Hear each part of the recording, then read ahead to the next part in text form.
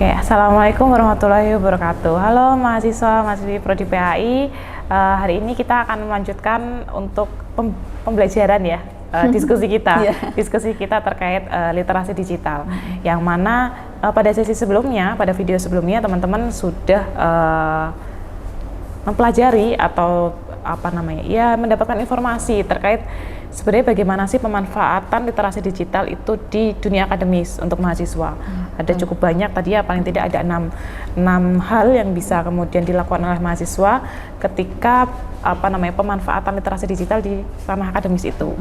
Nah, tadi di akhir video sebelumnya Bu Lala sempat menyampaikan gitu ya, bahwa ya sekarang intinya adalah bagaimana mahasiswa itu mau untuk menjalankan gitu, tidak hanya sekedar tahu aja. Kalau tahu oke, mudah tahu gitu ya, tapi bagaimana untuk kemudian hal itu menjadi salah satu yang terus dilakukan oleh mahasiswa, diupayakan gitu. Nah, karena itulah pada kesempatan kali ini kita akan mengupas lebih detail lagi terkait bagaimana mengasah kemampuan literasi digital itu pada mahasiswa. Setelah mereka tahu, kemudian untuk mengasahnya itu bagaimana gitu Bu Lala. Oke. Gimana Bu Lala? Mahasiswa untuk tips untuk mahasiswa ini biar keterampilan literasi digitalnya itu terasah. Ya, terima kasih Bu Iva kesempatannya ya. Ya, baik teman-teman, kita lanjut lagi ya. Jadi kalau sebelumnya kan sudah disampaikan oleh Bu Iva terkait dengan bagaimana sih pemanfaatan literasi digital di dunia akademis. Nah, sekarang bagaimana mengasahnya? Karena kalau tidak diasah sama aja. Jadi harus ada proses yang kontinu ya, berkelanjutan gitu ya, supaya apa yang kita ketahui itu ada manfaatnya bagi kita dan juga bagi orang lain ya. Jadi itu tadi. Jadi proses mengasah itu kan ada kontinuitas ya, ada kelanjutan, kemudian ada upaya-upaya yang perlu dilakukan begitu. Nah, kalau yang pertama nih yang saya rangkum begitu ya Bu Iva, yang pertama itu adalah, dan ini yang paling penting, yang utama dan paling penting ya di sini adalah individual competence ya. Jadi istilahnya itu kompetensi individu. Nah, itu yang paling penting karena itu yang nanti juga akan dipengaruhi oleh motivasi teman-teman semuanya untuk mengasah, mendayagunakan segala kemampuannya begitu ya, untuk berkarya dari informasi yang diperoleh gitu. Jadi kalau artinya apapun yang ada di sekitar kita, segala fasilitas yang ada tanpa adanya individual competence atau kemampuan individu itu sendiri, termasuk juga kemauan individu itu sendiri, ya tidak akan terjadi apa-apa begitu ya, tidak ada manfaatnya gitu. Jadi yang pertama adalah individual competence atau kompetensi individu. Nah, di sini mencakup 3 hal ya Bu ya, yang paling mendasar dari kompetensi individu adalah kemampuan menggunakan. Jadi menggunakan media-media digital, teknologi informasi yang ada. Nah, itu yang paling utama. Jadi kemampuan menggunakan atau juga keterampilan ya. Jadi tidak hanya menggunakan saja, tapi bagaimana sih keterampilan mahasiswa dalam menggunakan teknologi informasi yang ada gitu. Jadi kalau terampil kan tadi ada proses berpikir kritis juga begitu ya. Bagaimana pencarian informasi yang tepat gitu. Kemudian yang kedua adalah critical understanding, pemahaman secara kritis ya. Pemahaman secara kritis artinya ya ini ada tadi proses cross check, konfirmasi gitu ya, dari segala informasi. Tidak terima mentah-mentah gitu ya. Benar sekali, tidak terima mentah-mentah, tapi ada proses konfirmasi, cross check pada sumber yang lebih terpercaya.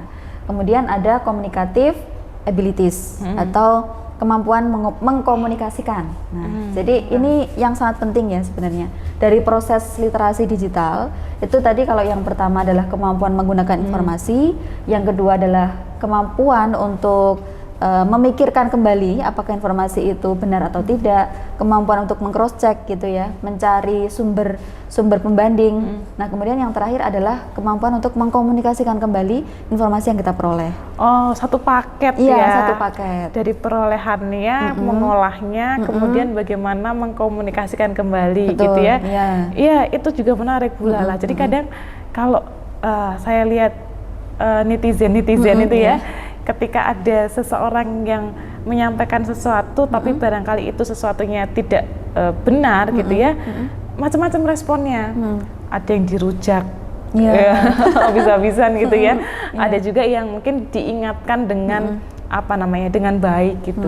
Nah, itu jadi karakteristik juga ya. Jadi yang ketiga tadi bagaimana ketika kita tahu loh yang benar seperti ini, kemudian kita ngasih tahu ke orang lainnya dengan cara yang tepat juga barangkali ya. Iya.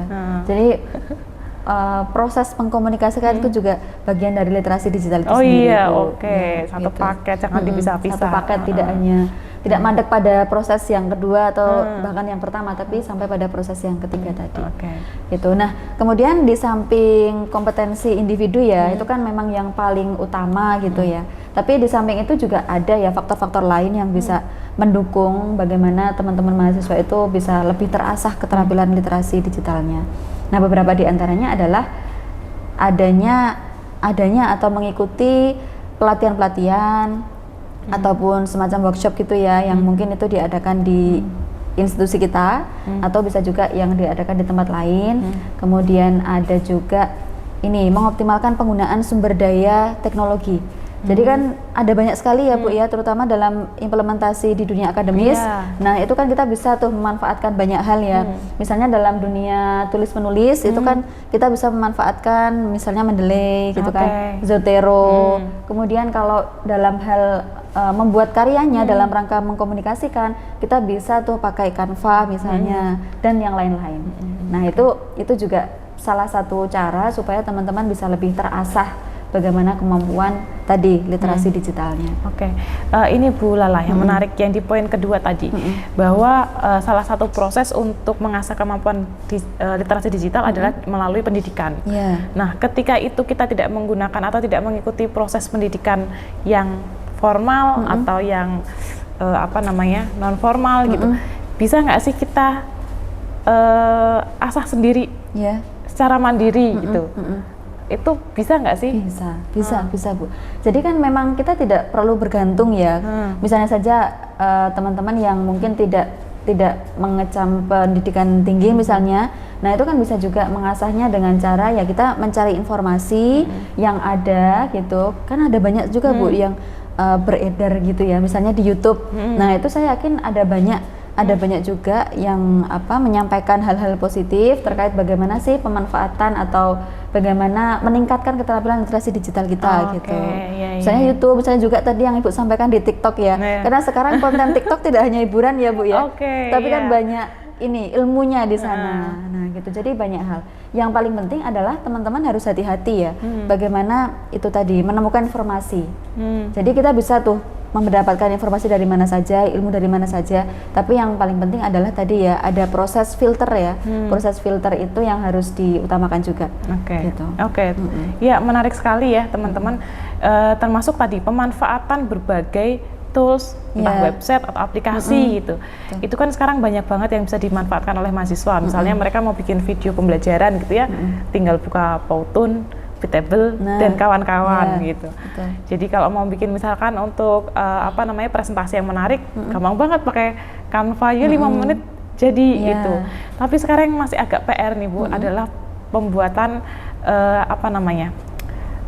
naskah akademik atau karya tulis ilmiah gitu, yang dimana ketika pengalaman yang ngoreksi skripsi, makalah itu masih agak campur aduk gitu.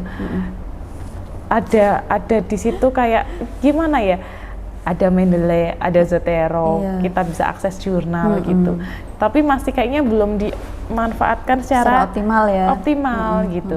Nah, ada nggak trik khusus atau biasa sih yang Bu Lala gunakan misalkan mau menulis paper gitu ya, bagaimana tips dan triknya memanfaatkan berbagai website atau perangkat tersebut? Jadi ini menjadi fenomena yang menarik ya sekarang itu Bu, dan kalau bagi saya ini cukup perlulah kita kritisi gitu, karena gini teman-teman semuanya.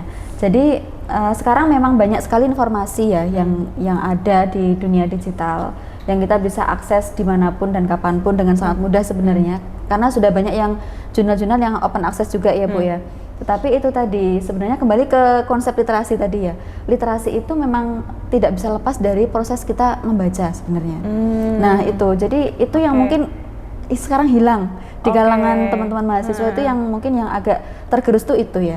Karena kita sudah biasa dimudahkan dengan banyaknya informasi, tetapi kemudian kita ini dan mata kita juga sudah sering dimanjakan dengan visualisasi yang menarik gitu ya. Tetapi kita lupa terkait dengan kontennya atau semacam esensi dari naskah itu gitu Bu. Jadi itu ya mungkin yang perlu ditekankan kembali adalah tadi kemampuan membacanya. Jadi itu yang perlu diasah kembali karena segala sesuatu yang ada di dunia digital sekarang itu bisa menjadi hal yang positif, bisa negatif, tetapi tergantung bagaimana teman-teman tadi proses kembali ke konsep literasi yang awal ya, kemampuan memahami, kemampuan membaca dan menulis gitu. Oh iya, oke.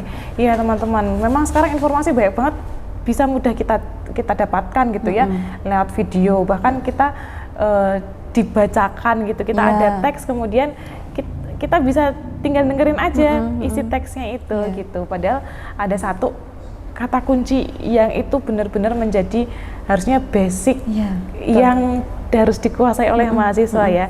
Itu adalah kemampuan untuk membaca.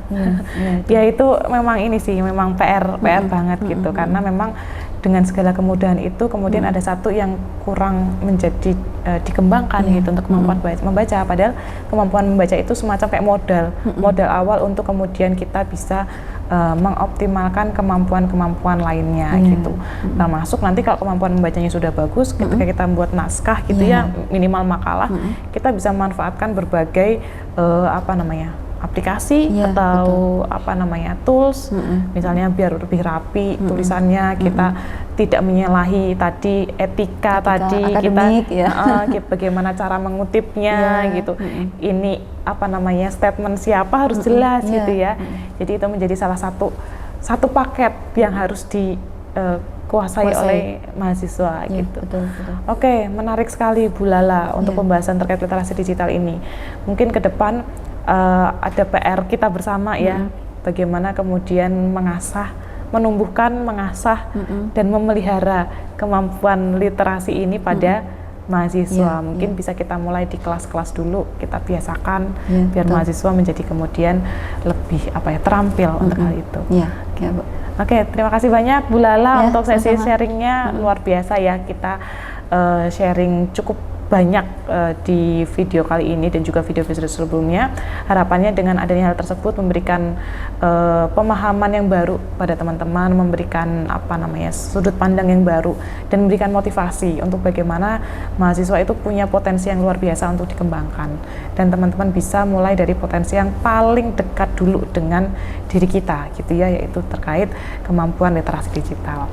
Nah, sampai jumpa di video selanjutnya di pembahasan menarik lainnya. Terima kasih banyak Bu Lala. Jangan kapok untuk main lagi sama mahasiswa PAI. Oke, terima kasih banyak.